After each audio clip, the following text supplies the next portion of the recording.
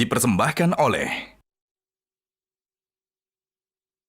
Halo Pak Pramono, jadi aku punya pertanyaan nih Pak. Jakarta kan identiknya dengan Betawi, tetapi sekarang budaya Betawi itu seperti kayak udah hilang dan jarang terdengar lagi. Bagaimana Bapak akan memperkenalkan kembali budaya Betawi kepada masyarakat di Jakarta? Nah, gimana tuh caranya Mas Pram? Ada bukan orang Betawi. Jadi yang paling utama yang harus disadari dan dipahami oleh masyarakat dengan perubahan undang-undang menjadi Undang-Undang Nomor 2 Tahun 2024. Maka Jakarta ini yang dulunya menjadi ibu kota, sekarang menjadi kota global dan pusat perekonomian dan pusat kebudayaan. Maka dengan demikian Jakarta akan berubah total. Salah satu pasal di dalam undang-undang itu yang mengatur tentang Jakarta, maka wajah Jakarta harus menjadi wajah Betawi. Jadi seperti orang mau ke Bali, orang akan menangkap bahwa wajah Bali itu tercermin di dalam bandara, batas kota, perumahan, dan sebagainya. Termasuk Jogja, Semarang, Surabaya, dan sebagainya. Selama ini karena Jakarta sebagai ibu kota, wajah Betawinya nggak ada. Jakarta adalah wajah dari seluruh Indonesia.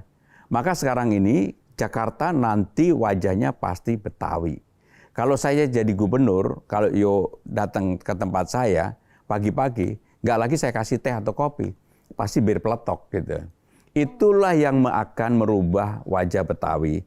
Termasuk tetapi harus diakui dengan jujur, beberapa hal tentang kebetawian ini harus dikurasi dengan baik. Contohnya. Mulai kapan nih Mas tapi di undang-undangnya udah jalan.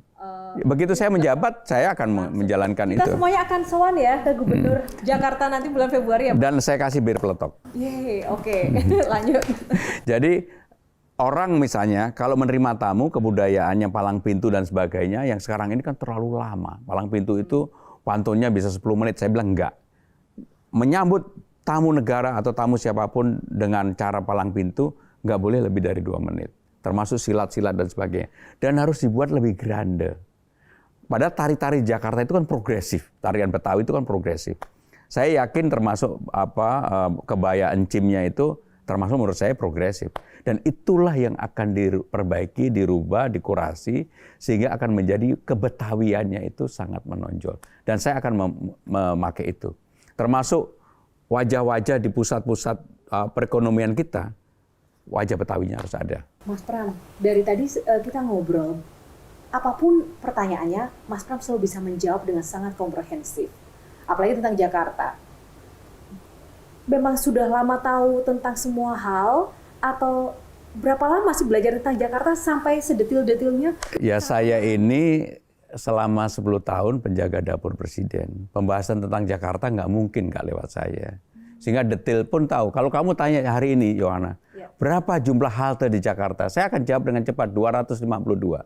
Boleh dicek. Berarti sebagai orang yang ibaratnya kingmaker di dapur kokinya tentang Jakarta, Mas Pram kan tahu banget permasalahan Jakarta. Yang Tahu. Utama itu apa? Apa Mas? Yang utama Jakarta itu sekarang ini ya, tergantung siapa yang melihatnya.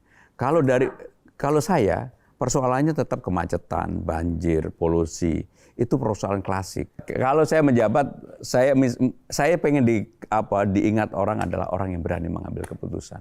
Karena saya nggak punya beban. Nah, ada satu sosok juga yang sering menyampaikan hal-hal positif tentang Mas Pram dan juga mendukung Mas Pram di akhir-akhir kemarin pemilihan atau pilkada, sosok Anies Baswedan.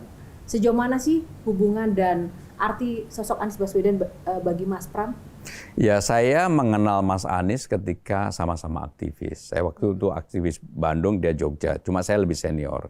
Ketika saya ambil S2, dialah menjadi puncak aktivis di Jogja. Nah, waktu itu saya mensupport dia. Ya, namanya aktivis kan perlu ada yang mensupport di luar sistem lah. Dan ketika anak saya lahir, Dito yang sekarang jadi Bupati Kediri, yang menunggu berdua sama Mas Anies.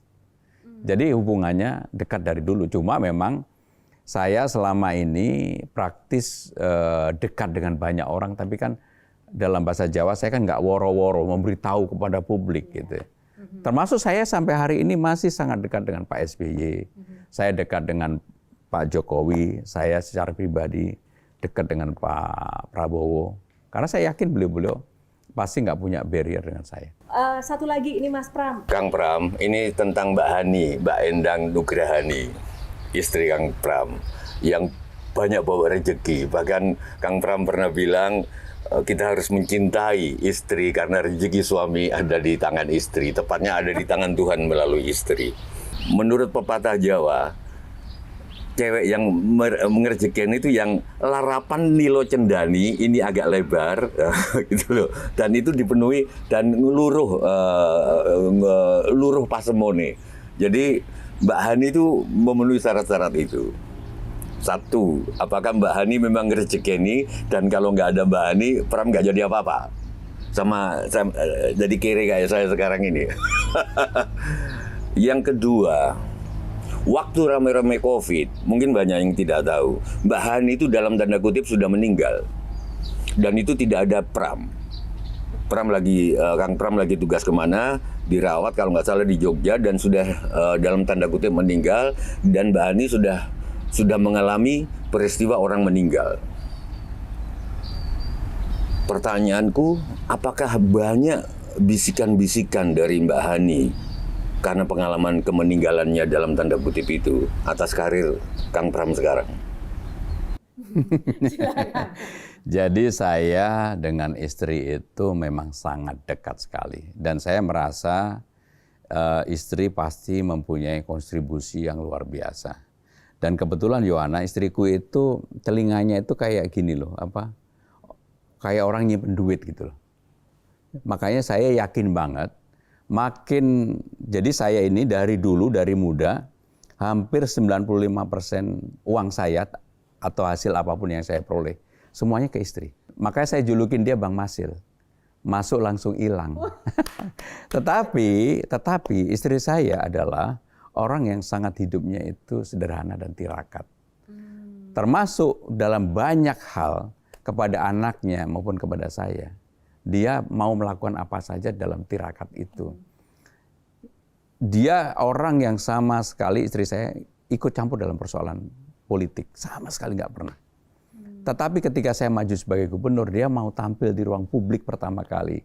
Baik itu di IG saya, di TikTok saya, dulu nggak pernah.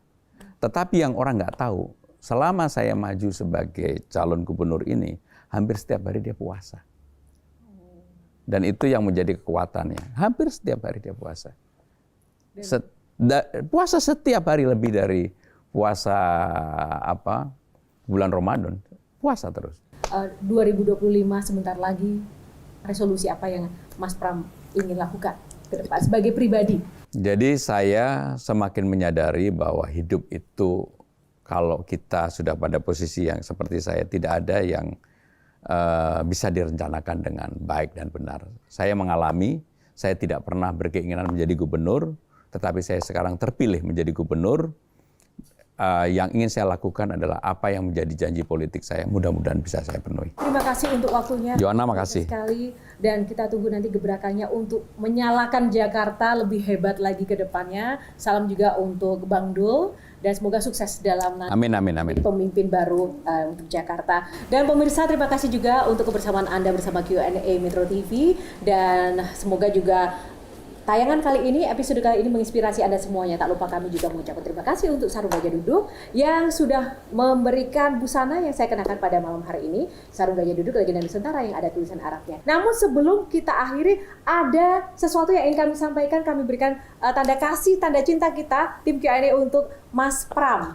Mas Pram, semoga ini terima kasih Yohana. Menjadi kostum dan busana jadi pemimpin Jakarta ya. Pasti akan saya pakai.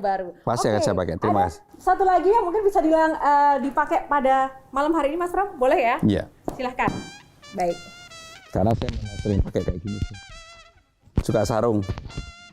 Makasih. Gimana, teman-teman? Keren ya? Tepuk tangan, terima kasih, Mas Pram. Makasih yo. Makasih. Jelajahi cara baru mendapatkan informasi. Download Metro TV Extend sekarang.